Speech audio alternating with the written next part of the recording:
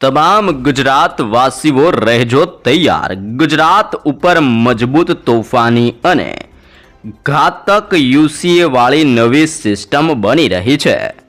બંગાળની ખાડીથી લઈને અરબી સમુદ્રના દરિયામાં વાવાઝોડાનો ભયંકર પટ્ટો રચાઈ રહેલો જોવા મળી રહ્યો છે। પૂર્વ ભારતના વિસ્તારમાંથી આગળ વધતી સાયક્લોનિક સર્ક્યુલેશન ધીમે ધીમે દક્ષિણીય ભારતના વિસ્તાર, પૂર્વ ભારત, મધ્ય ભારતના વિસ્તારથી હવે પછી ગુજરાતના વિસ્તારમાં પોતાની અસરો દર્શાવી રહી છે। ઓમાનનો દરિયાઈ કિનારાનો ક્ષેત્ર, યુનાઇટેડ અરબ અમીરાતના વિસ્તાર, ઈરાનના પંથકથી અફઘાનિસ્તાન અને પાકિસ્તાનના વિસ્તારમાંથી આગળ વધતા હવાના હળવા દબાણ અને સક્રિય બનતી નવી લો પ્રેશર સિસ્ટમની તીવ્ર અસરને લઈને ગુજરાતના સંપૂર્ણ હવામાનની અંદર એકાએક મોટા પલટાવની આગાહી કરવામાં આવી રહી છે।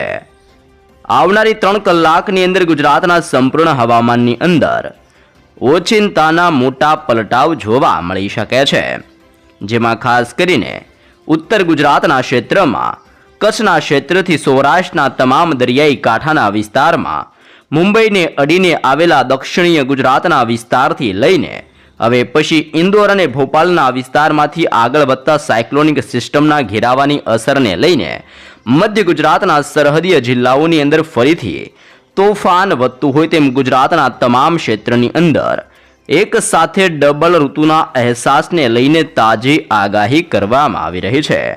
જી હા દર્શક મિત્રો, હાલ ગુજરાતના ચારે બાજુના વિસ્તારોમાં નવી નવી સિસ્ટમો સક્રિય બનીને મોટા વળાંક લઈને ગુજરાતના વિસ્તારો તરફ આ સિસ્ટમો આગળ વધી રહી છે, જેને લઈને ગુજરાતમાં ભયંકર ગરમી, બફારાની સાથે સાથે હવે પછી માવઠાનું તોફાન વધવાની નવી નકોરને તાજી આગાહીઓ કરવામાં આવી રહી છે। ગુજરાતના સંપૂર્ણ હવામાનની અંદર પલટાવ આવવાની સાથે ચોમાસાના આગમનને લઈને તારીખો જાહેર કરવામાં આવી રહી છે। ભારતીય હવામાન વિભાગની આગાહી પ્રમાણે ગુજરાતના કેટલાક જિલ્લાઓમાં આવનારી 24 કલાક માટે વરસાદના ખતરાને લઈને હજી પણ એલર્ટ જાહેર કરવામાં આવી રહ્યું છે। સિસ્ટમો ક્યાંથી દિશાઓ બદલી રહી છે, ગુજરાતના કયા કયા ક્ષેત્ર અને કયા કયા જિલ્લાઓમાં હજી પણ અસરો જોવા મળવાની છે, કયા કયા વિસ્તારોની અંદર નવા વાવાઝોડાનું દબાણ બની રહ્યું છે, ઉત્તરીય ભારતના ક્ષેત્રમાંથી આગળ વધતી સિસ્ટમો કયા વિસ્તારોની અંદર અસર પહોંચાડશે અને ગુજરાતના હવામાનની અંદર કેવા પલટાવ આવશે, જેની સવિસ્તૃત માહિતી મેળવવા જઈ રહ્યા છે। તમે લાઈવ અત્યારે નકશાની અંદર જોઈ શકો છો, જેમાં દક્ષિણીય ભારતના ક્ષેત્રથી લઈને હવે પછી અરબી સમુદ્ર, હિન્દ મહાસાગરના ઊંડાણવાળા દરિયામાં નવી તોફાની, ખુખાર અને મજબૂત સાયક્લોનિક સિસ્ટમ રચાઈને દરિયાની અંદર તોફાન મચાવી રહેલી આ સિસ્ટમો જોવા મળી રહી છે। આ તમામ ક્ષેત્રની અંદર સિસ્ટમનો ભયંકર ઘેરાવો સક્રિય બનીને આવનારી 3 કલાકની અંદર ગુજરાતની અંદર કંઈક નવા જૂની થવા માટે તાજી શક્યતાઓ દર્શાવવામાં આવી રહી છે। તોફાની પવનની તીવ્રતાની માહિતી મેળવીએ તો અરબી સમુદ્રના દરિયાથી લઈને બંગાળની ખાડીના વિસ્તારમાં 70 કિલોમીટર પ્રતિ કલાકની ઝડપથી લઈને 90 કિલોમીટર પ્રતિ કલાકની ઝડપે અત્યારે ભયંકર પવનો ફૂંકાઈ રહ્યા છે। સિસ્ટમો દિશાઓ બદલવાની સાથે આગળ વધતી હોય તેમ દક્ષિણીય ભારતના તમામ વિસ્તારમાં હાલ ભયંકર હલચલો દર્શાવી રહી છે। શ્રીલંકાનો ક્ષેત્ર, મદુરાઈનો વિસ્તાર, બેંગલુરુના તટીય ક્ષેત્રથી લઈને ખાસ કરીને ભુવનેશ્વર, વિશાખાપટ્ટનમના ક્ષેત્રની અંદર હાલ અત્યારે વરસાદનું દબાણ વધી રહ્યું છે। બેંગલવીના ક્ષેત્ર, મુંબઈના વિસ્તાર અને ગોવાના વિસ્તારોની અંદર પણ અચાનક મોટા પલટાવ આવી રહ્યા છે। તમે લાઈવ જોઈ શકો છો, ગુજરાતના ક્ષેત્રમાંથી અત્યારે એક સાથે બે વરસાદીય સિસ્ટમના સ્ટ્રફ લાઇનના ઘેરાવા પસાર થઈને ગુજરાતમાં પોતાનું જોર અને દબાણ દર્શાવી રહેલા આ મજબૂત ઘેરાવા જોવા મળી રહ્યા છે, જેમાં એક ઘેરાવો કચ્છના ક્ષેત્રની અંદર અને સૌરાષ્ટ્રના વિસ્તારમાંથી પસાર થઈને અસર દર્શાવી રહ્યો છે। બીજો ઘેરાવો ઉત્તર ગુજરાત, મધ્ય ગુજરાત અને દક્ષિણીય ગુજરાતના સંપૂર્ણ ક્ષેત્રની અંદર પોતાની તીવ્ર અસર દર્શાવતો જોવા મળી રહ્યો છે। આમ ગુજરાતના સંપૂર્ણ ક્ષેત્રની અંદર સક્રિય બનતી એક સાથે અનેક પ્રકારની નવી સિસ્ટમના ભયંકર જોરની અસરને લઈને હવે પછી દબાણ વધી રહેલું જોવા મળી રહ્યું છે. ગુજરાતની અંદર મધ્ય મહારાષ્ટ્રના વિસ્તારમાં હાઈ પ્રેશર સિસ્ટમનો ઘેરાવો સક્રિય બનીને આગળ વધતો હોય તેમ તમે જોઈ શકો છો. આ સંપૂર્ણ ક્ષેત્રની અંદર આવી રીતનું મજબૂત દબાણ રચાઈ રહેલું જોવા મળી રહ્યું છે. હવે પછી આ પવનો આવી રીતે દિશાઓ બદલીને આગળ વધતા હોય તેમ દક્ષિણ ગુજરાતના ક્ષેત્ર, મધ્ય ગુજરાત અને ઉત્તરીય ગુજરાતના સરહદીય વિસ્તારમાં આવનારી 3 કલાકની અંદર મોટા પલટાવ સાથે માવઠાનું જોર દર્શાવતા જોવા મળવાના છે. જો આપણે વિસ્તારોની વાત કરીએ તો વ્યારાના પંથકથી બારડોલી, સુરતના ક્ષેત્રથી નવસારી, બિલીમોરાના તમામ ક્ષેત્રથી લઈને વણસાડા અને આહવાથી સાપુતારાના હવામાનની અંદર પલટાવની સાથે હવે પછી માવઠાનું જોર વધતું જોવા મળવાનું છે. ડેડિયાપાડા, ઉમરપાડા, વાંકલ, કોસંબા, ભરૂચના ક્ષેત્રથી દહેજના તમામ વિસ્તારની અંદર ઓચિંતાના પલટાવોની શક્યતાઓ દર્શાવવામાં આવી છે. સિનોર, કરજણ, જાંબુસરના ક્ષેત્રથી ડભોઈના તમામ વિસ્તારની અંદર અત્યારે ભયંકર ગતિવિધિઓ વધી રહેલી જોવા મળી રહી છે. આમ દક્ષિણીય ગુજરાતના વિસ્તારની અંદર આગામી 3 કલાકની અંદર તોફાની પવનોની તીવ્રતા અને ફૂંકાઈ રહેલા ભેજયુક્ત પવનોની અસરને લઈને વાતાવરણમાં ઓચિંતાના પલટાવોની તાજી આગાહીઓ કરવામાં આવી રહી છે. તમે મધ્ય ગુજરાતના વિસ્તારોની અંદર પણ અત્યારે સરહદીય જિલ્લાઓ એટલે કે દાહોદનો ક્ષેત્ર, છોટાઉદેપુર અને મહીસાગરના વિસ્તારોમાં ભયંકર હલચલ સક્રિય બનતી જોવા મળી રહી છે. બોડેલી, ગોધરા, લુણાવાડા, વડોદરા, ખંભાત, નડિયાદ, ધોળકા અને અહેમદાબાદના ક્ષેત્રની સાથે ખેડા અને પંચમહાલના વિસ્તારની અંદર આવનાર 3 દિવસની અંદર મોટા પલટાવ આવતા હોય તેમ 10 તારીખ, 11 તારીખ ને 12 તારીખના રોજ હજી પણ તોફાની પવનોની લહેરો મધ્ય ગુજરાતના વિસ્તારમાં ફૂંકાતી જોવા મળવાની છે. સાથે સાથે ભયંકર ગરમીનો અહેસાસ થતો હોય તેમ અહેમદાબાદ અને વડોદરાના વિસ્તારમાં 42 ડિગ્રીથી લઈને 43 ડિગ્રી સેલ્સિયસ સુધીનું ભયંકર ગરમી અને બફારાનું પ્રમાણ જોવા મળવાનું છે. આમ ડબલ ઋતુના અહેસાસની સાથે હજી પણ તોફાની પવનોની તીવ્રતા વચ્ચે માવઠું મધ્ય ગુજરાતના ક્ષેત્રની અંદર પણ પોતાની અસરો દર્શાવતું જોવા મળવાનું છે. અરબી સમુદ્રના દરિયામાં સક્રિય બનતા યુસીએ સિસ્ટમના ઘેરાવા ધીમે ધીમે દિશાઓ બદલીને સૌરાષ્ટ્રના ક્ષેત્રની અંદર અને કચ્છના વિસ્તારોની અંદર ટકરાવવા માટે આગળ વધતા જોવા મળી રહ્યા છે. ગુજરાતના દરિયાઈ કિનારાના ક્ષેત્રની અંદર અત્યારે 25 થી લઈને 30 કિલોમીટર પ્રતિ કલાકની ઝડપે ઠંડાથી લઈને હળવા ભેજયુક્ત પવનનો તીવ્ર મારો ગુજરાતની સાથે સૌરાષ્ટ્રના વિસ્તારમાં વધી રહેલો જોવા મળી રહ્યો છે.